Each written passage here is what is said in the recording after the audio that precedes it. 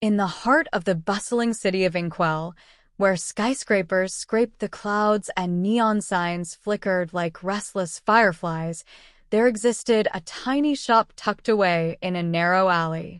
Its sign read simply, Evelyn's Curious Emporium.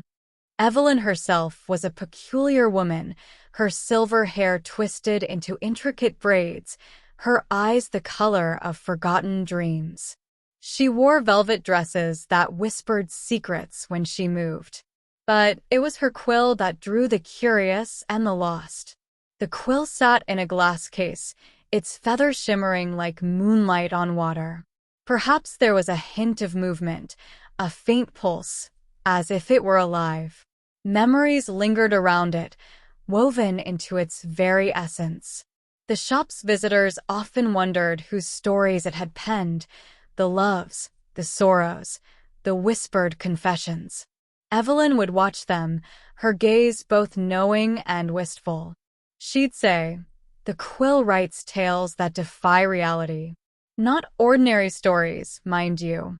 These are narratives with a heartbeat, characters who step off the page and wander through the alleys of your mind."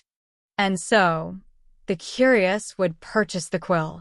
They'd take it home, dip it in ink, and write. Their words flowed effortlessly, as if guided by unseen hands.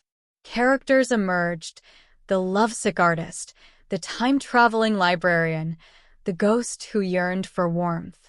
Plots twisted like ivy, leading to unexpected realms. But there was a price. Always a price. For every story written, a memory vanished. A first kiss, a childhood friend, the taste of warm apple pie gone. The quill fed on memories, weaving them into the fabric of its tales. And the more one wrote, the more they forgot. Evelyn knew this well. She had once been a prolific writer, her novels celebrated across continents. But now, she sat in her dimly lit shop, surrounded by shelves of forgotten trinkets. Her own memories were threads unraveling, slipping through her fingers like sand.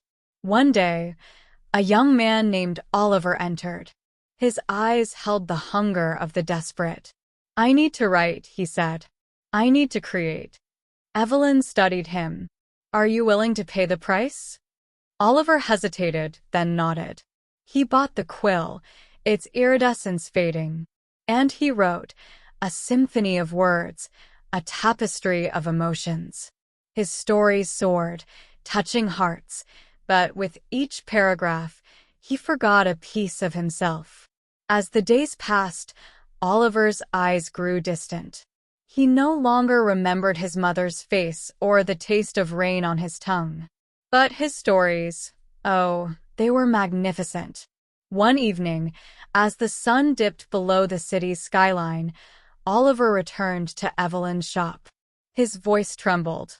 "I can't go on like this," he confessed. "I've lost too much."